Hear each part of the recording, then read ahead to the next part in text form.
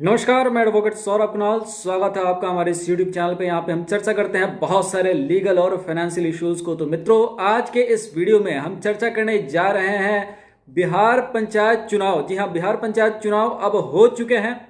अब जो है औपचारिक तौर पे बिहार का जो त्रिस्तरीय पंचायती राज सरकार है, अब वो अपने कार्यकलाप को शुरू करेगी। और कार्यकलाप के शुरू होते ही जो सबसे बड़ी बात होती है, जिसके लिए इस बार कई मुख्य प्रत्याशी और बहुत सारे लोगों ने लाखों रुपए खर्च करके बिहार पंचायत चुनाव में जो तैयारी की थी और उसके बाद अब जीते हैं, अगर उन्होंने अपने इस पूरे पंचायत चुनाव के दौरान लाखों रुपए की जो भी चुनाव का प्रचार होता है, ऐसा कुछ किया है, इस लिहाज से किया है कि जो है पंचायत चुनाव जीतने के बाद जो पूरा फंड मिलता है उसमें बंदर बाट करने का मौका मिलेगा, तो इस बार जो है उनके मंसूबों को पानी फिरने वाला है। जी हाँ, आज के इस वीडियो में हम बात करेंगे 15वें वित्त आयोग के उन सिफारिशों की, जिसको भारत सरकार और बिहार सरकार मान चुकी है और पंचायती राज विभाग ने इसके तत्वाधान में कुछ निर्देश दिए हैं। तो क्या कुछ होने वाला है इस बार के त्रिस्तरीय पंचायती राज सरकार में, इसके बारे में आज के इस वीडियो में चर्चा करेंगे। लेकिन वीडियो को शुरू करने के पहले मित्रों, मैं आपसे आग्रह करना चाहूंगा कि अगर पहली बार आप हमारे इस वीडियो को देख रहे हैं तो कृपया चैनल को सब्सक्राइब करें और साथ में बेल बटन जरूर दबा दें ताकि इस चैनल के जितने भी अपडेट्स हैं आप तक नोटिफिकेशन में मिलता रहे। तो चलिए शुरू करते हैं आज के इस वीडियो को। मित्रों, जैसा कि आपको पता होगा कि अब से पहले जितने भी पंचायत में जितने भी प्रोजेक्ट होते थे, जो भी निर्माण के कार्य होते थे, उसमें कई बार तो खुले तौर पे और कई बार लुका छिपा के भी इसमें कमीशन का खेल चलते रहता है, जिसमें कई बार जो है जो भी एजेंट जिनको ये मिलता था उनको जो है कुछ राशि जो है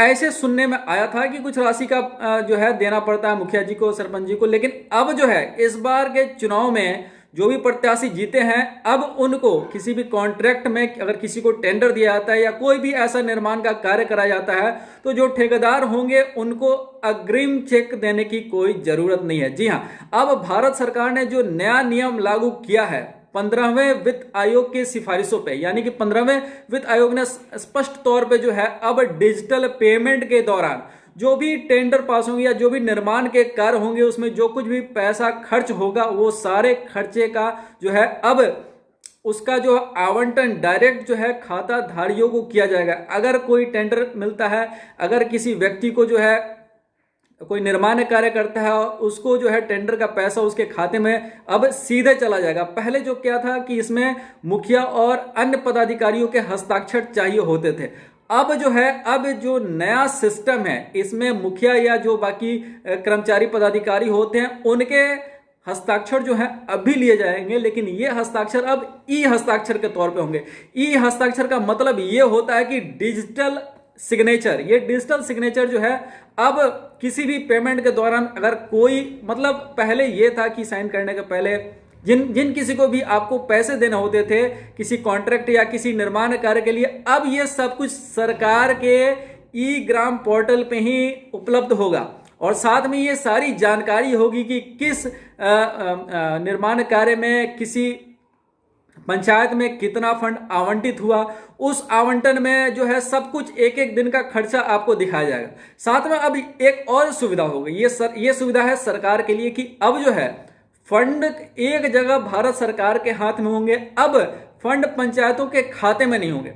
जिस किसी को जो भी कोई टेंडर का काम कर रहा है, जो कोई भी निर्माण का कार्य कर रहा है, जो कुछ भी काम होगा वो फंड डायरेक्ट भारत सरकार के द्वारा जो है अब पंचायती राज के खातों में फंड नहीं पड़े रहेंगे। अब ये भारत सरकार के पास होगा और जब कभी भी जरूरत होगी डायरेक्टली भारत सरकार के द्वारा उन लोगों को, जो संबंधित लोग हैं, जो भी टेंडर है, जो भी निर्माण कार्य में जो भी ठेकेदार हैं, अब डायरेक्टली ये उनके खाते में चला जाएगा और सारा सिग्नेचर जो भी पदाधिकारी हैं, जो भी इसमें जनप्रतिनिधि है, अब उनके हस्ताक्षर जो है डिजिटल सिग्नेचर के तौर पे सरकार के पास रहेंगे और उसके साथ ही ये डायरेक्टली अब जो ठेकेदार हैं, जो टेंडर होल्डर हैं, अब ये उनके खाते में चला जाएगा। तो ये एक बहुत बड़ा बदलाव इस बार जो है भारत सरकार की तरफ से ये लिया गया है, जिसमें बिहार सरकार की तरफ से ये स्पष्ट निर्देश कर दिया गया है। तो अब जो है मुखिया के चुनाव में जो कुछ भी सरगर्मियां होती थी, खासकर प्रचार को लेके रुपए बांटे जाते थे वगैरह वगैरह, बहुत सारी चीजें होती है। अब इस तरह के रुपए बांट के जो कोई भी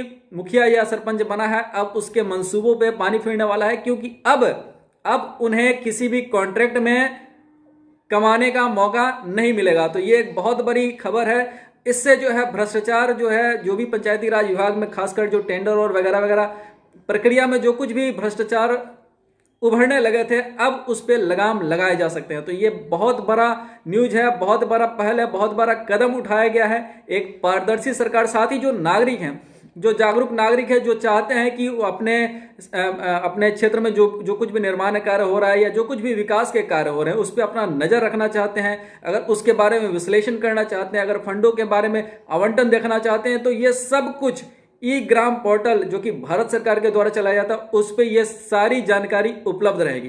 तो अब जो है मुखिया सरपंच का पावर तो बढ़ा है, लेकिन वित्तीय शक्तियों में अब काफी ज्यादा नियंत्रण है और सब कुछ एक ट्रांसपेरेंट तौर पे करप्शन फ्री जो है एक प्रयोग किया जा रहा है। और जहां तक ये पूरी सुविधा का सवाल है, मुझे ऐसा लगता है कि अब जो है उस तरह का जो व्यापक तौर पे जो पहले जो लेन देन चलता था, बंदर बाट होता था, अब वो नहीं होगा। अब उस पर काफी ज्यादा रोक लग जाएगा। तो ये था अब तक का अपडेट। मिलते हैं फिर एक नए अपडेट के साथ, तब तक अपना ख्याल रखिएगा।